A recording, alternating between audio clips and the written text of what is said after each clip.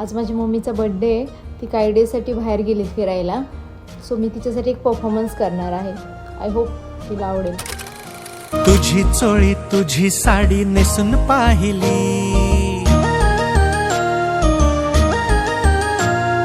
माथ्यावरची तुझी टिकली लावून पाहिली.